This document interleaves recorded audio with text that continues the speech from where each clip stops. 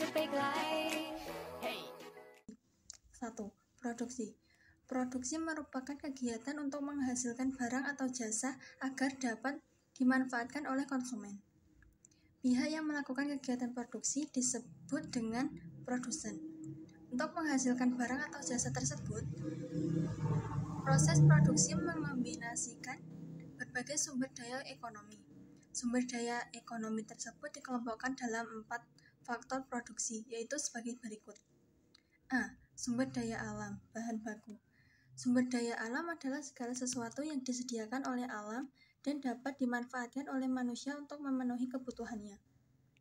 Contohnya adalah tanah, tambang, mineral, air, perikanan, serta flora dan fauna. B. Sumber daya manusia, tenaga kerja. Sumber daya alam tidak akan menjadi produk yang bernilai ekonomi tanpa tenaga kerja. Contohnya, buah sawit tidak akan bisa dikonsumsi dalam bentuk minyak goreng jika tidak dipetik oleh tenaga kerja, yang kemudian diolah dalam proses produksi.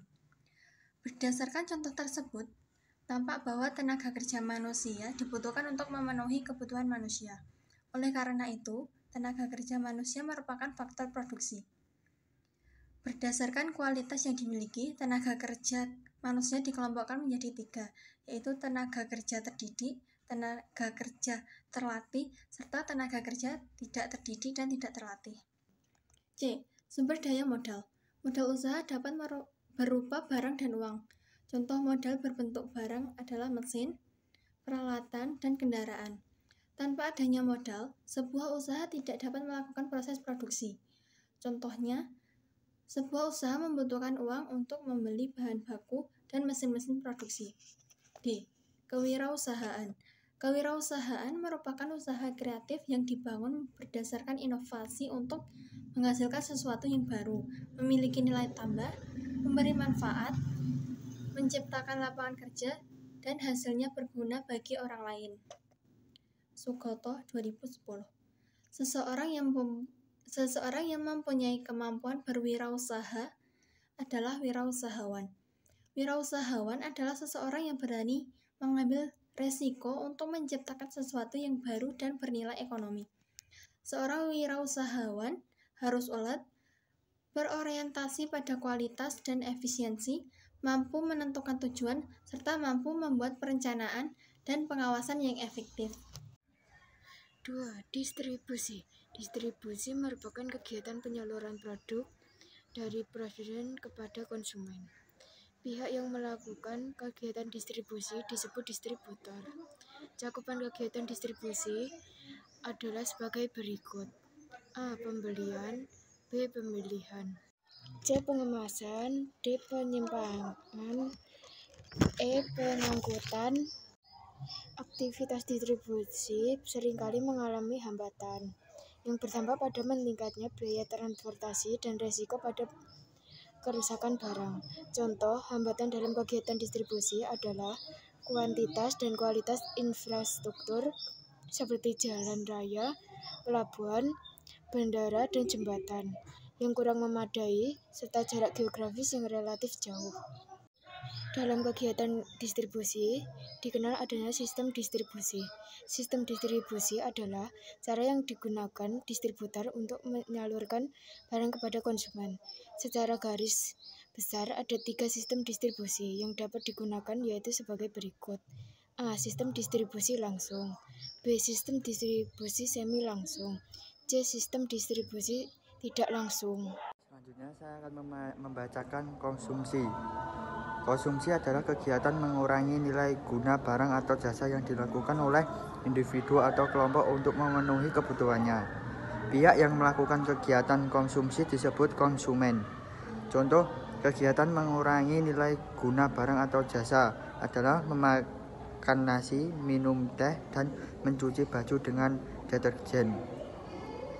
Barang-barang seperti nasi, teh, dan deterjen akan habis nilai gunanya jika dikonsumsi.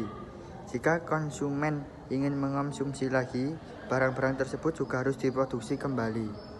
Kegiatan konsumen dipengaruhi berbagai faktor yang dikelompokkan menjadi 2, yaitu faktor ekonomi dan nekonomi.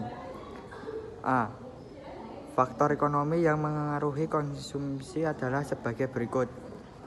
Tingkat pendapatan semakin tinggi pendapatan seseorang, semakin banyak barang dan jasa yang dikonsumsi. Sementara itu, semakin kecil pendapatan seseorang, semakin sedikit barang dan jasa yang dikonsumsi. 2. Tingkat harga barang dan jasa semakin tinggi harga barang dan jasa, semakin sedikit barang dan jasa yang dikonsumsi. Sementara itu, semakin rendah harga barang dan jasa, semakin banyak barang dan jasa yang dikonsumsi. 3. Ketersediaan barang dan jasa. Walaupun seseorang memiliki pendapatan tinggi, apabila barangnya tidak tersedia, ia tidak akan bisa mengkonsumsi barang tersebut. B. Faktor ekonomi yang memengaruhi konsumsi adalah sebagai berikut. 1. Jumlah tanggungan keluarga. Semakin banyak tanggungan keluarga, semakin banyak jumlah dan jenis barang atau jasa yang dikonsumsi. Sementara itu, semakin sedikit jumlah keluarga atau tanggungan, semakin sedikit jumlah dan jenis barang atau jasa yang dikonsumsi. Tingkat pendidikan. Semakin tinggi tingkat pendidikan seseorang, semakin beragam kebutuhan orang tersebut. Contohnya, orang yang berpendidikan perlu membeli dan membaca buku.